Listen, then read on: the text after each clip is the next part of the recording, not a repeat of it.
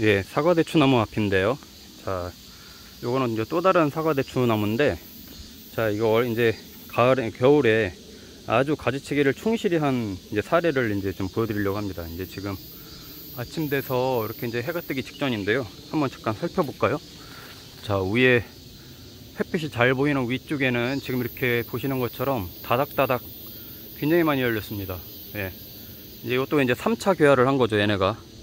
예, 1차, 2차 개화 시기에는 장마가 와가지고 꽃이 다 떨어지고 또 수정도 안 되고 그래서 이것도 이제 좀 걱정을 했던 건데, 지금 보시는 것처럼 예, 이제 3차 개화에 성공해서 이제 잘 열리고 있습니다.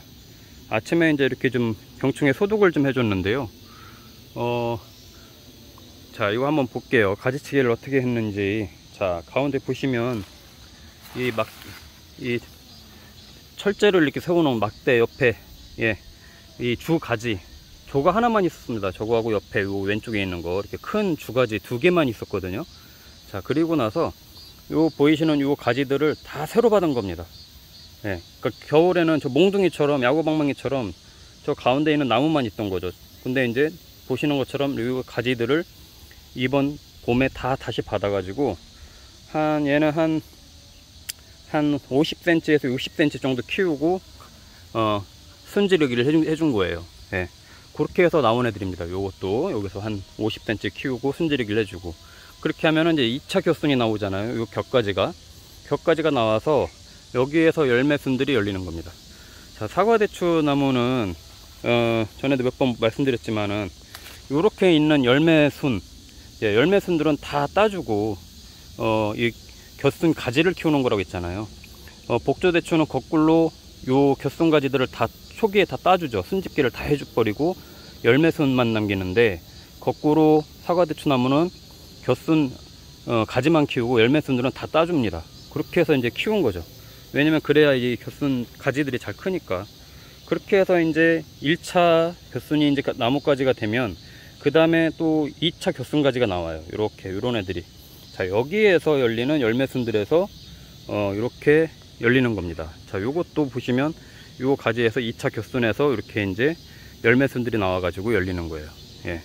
아주 원리는 간단한데, 이거를 거꾸로 해가지고 거꾸로 해가지고 대추 농사를 이제 망치는 경우가 많은데, 복조대추와 사과대추를 거꾸로 하는 분들이 계시더라고요. 예. 그래서 이제 제가 이 사례를 이제 보여드린 건데, 겨울에 이 가지치기를 이렇게 충실하게 잘 해주면 아주 이렇게 영양분들이 흩어지지 않고 요 대추들로 아주 잘 가게 됩니다. 대추나무가 이렇게 이제 이렇게 성장을 하면은 보통 밑에 있는 애들은 잘 안 열려요. 아무래도 이제 햇빛을 덜 받고 그러기 때문에 밑에 있는 애들보다는 이렇게 이제 위에 있는 애들, 예, 햇빛을 바로 볼 수 있는 애들, 그리고 바람 잘 통하니까 이 위에 있는 애들이 잘 열리는데, 그렇다고 해서 밑에 가지를 또 다 쳐버리면 또 이 위에서 또 웃자라기 때문에 이 상태를 유지해 주는 게 좋습니다. 자, 이제 그래서 이제 이렇게 겨순 가지를 왜 키우고 가지치기를 왜 하는지, 이게 겨울에 이 가지치기가 왜 중요한지를 이렇게 보여드리는 건데, 대추나무는요, 안 그러면 뭐 그냥 자연적으로 키워도 돼요. 이 상태에서 만약에 가지치기를 안 하고, 예, 가지치기를 안 하고 그냥 겨울을 난다고 하면은 지금 이 대추나무 이 전체 이 규모의 한 3-4배는 더 클 겁니다. 왜냐면 여기서 이 나무에서 다시 또 순들이 계속 나올 테니까요. 그러면 이제 영양분들이 막 분산이 돼서, 예, 잎만 무성하고 이제 잘 안 열리게 되는 현상이 이제 일어나는 거죠. 그래서 예, 이 대추나무 가지치기를 겨울에 해주는 거고, 순치기를 해주고, 이 겨순가지에서 열매순들이 이렇게 맺을 수 있게끔 해주는 겁니다. 그게 이제 그래서 이제 중요하다라고 말씀을 드리는 거고, 꼭 한 40cm, 50cm 정도에서 이제 겨순치기를 한번 해주면은 아주 잘 나옵니다. 이제 격가지들이. 그리고 지금 소독을 해줬잖아요. 지금 이렇게 해준 거는, 얘네가 지금 이렇게 아직도 좀 꽃이 피는 애들이 있는데, 이런 애들은 좀 늦은 거고, 지금 이렇게 이제 열린 애들은 이제 병충해에 이제 취약할 시기입니다. 이게 착과가 됐다고 해도 또 떨어질 확률이 굉장히 높아요. 예. 이 중에 또 상당 부분은 떨어질 겁니다. 나중에 제가 또 보여드리겠지만 지금 보시는 것처럼 어떤 것들은 벌써 굵어지고 어떤 거는 작고 막 이러잖아요. 그러니까 착과가 됐어도 얘네가 다 붙어 있는 게 아니고 또 이제 떨어집니다. 그 차이는 병충해 예방을 얼마나 이제 잘 하느냐의 차이인데, 예, 살균제 꼭 섞어서 이제 주시고, 살충제도 얘네 지금 담메나방, 송충이 뭐 이런 애들 이제 잡을 수 있게 살충제를 꼭 뿌려줘야, 예, 얘네가 무사합니다. 그리고 이제 살균제를 또 해주는 이유는 또 칼슘제도 같이 섞어서 주긴 하는데, 어쨌든 열매들이 계속 붙어 있어야 되잖아요. 예, 그러니까 균이 있으면 또 얘네가 열매가 잘 떨어지기 때문에 그런 부분도 이제 감안을 해야 되고, 특별히 거름은 뭐 이렇게 지금은 따로 줄 필요가 없고, 얘네 아시다시피 대추나무 뿌리는 굉장히 멀리 퍼져나가거든요.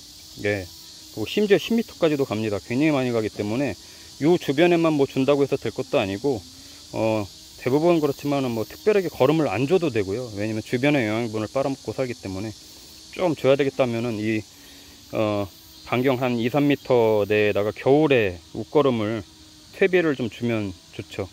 그리고 나서 이제 1년을 나는 겁니다.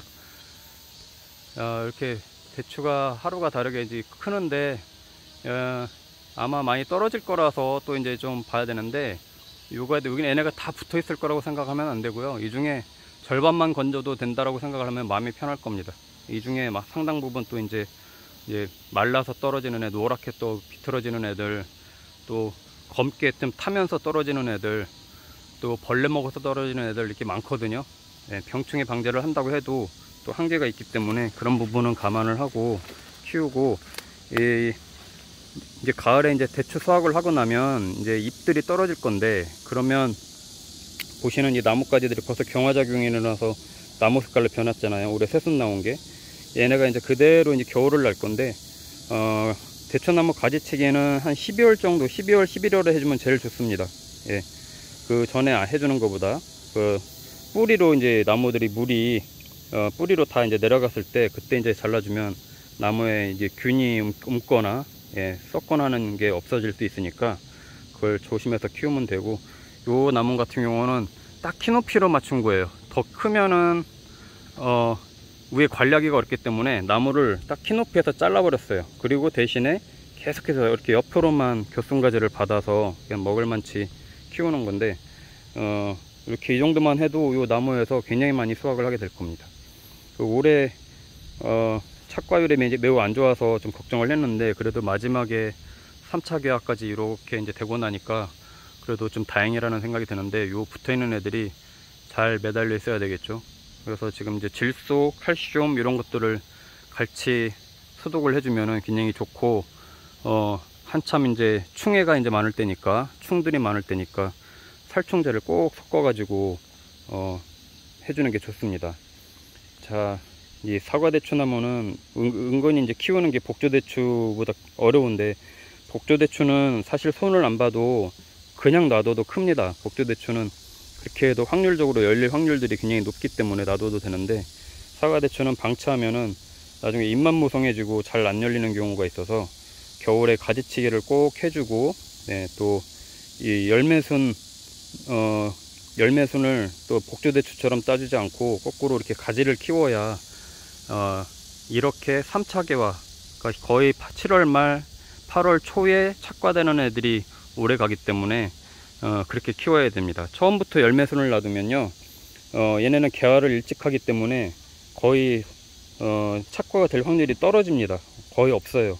그러니까 7, 8월까지 얘네는 거의 꽃을 놔둘 리가 없다고 생각하시면 돼요. 그래서 새순가지를 계속 키워 가지고 얘네가 꽃을 최대한 늦게까지 피게끔 해서 이 착과가 되고 이 수정이 되게끔 하는 게 딱 순서입니다. 그래야 사과대추는 나중에 정말 이제 큰 거는 이제 막 탁구공만하게 크는데 그렇게 이제 아삭아삭하게 이제 먹을 수 있게 되는 거죠. 지금은 이렇게 작지만 굉장히 많이 커질 거예요. 이런 애들은 다닥다닥 붙어 있잖아요. 그렇게 이제 탁구공만하게 이제 크게 되면은 여기서는 큰 애들 한두 개 남고 나머지는 도태될 겁니다. 그래서 떨어질 거예요, 옆에 있는 애들이. 얘네가 똑같이 포도처럼 다 크는 게 아니고 적자 생존이죠. 얘네는 서로 경쟁을 해가지고 큰 애들 한두 개만 남고 떨어질 겁니다. 그래서 이렇게 이제 다닥다닥 붙어 있는 것 같아도 이 중에 이제 서로 경쟁해서 뒤처지는 애들은 도태돼서 떨어지게 될 거예요. 그런 특성을 알고 키우시면 사과대추나무 잘 키울 수 있을 겁니다. 또 다음에 키우는 모습 보여드리겠습니다.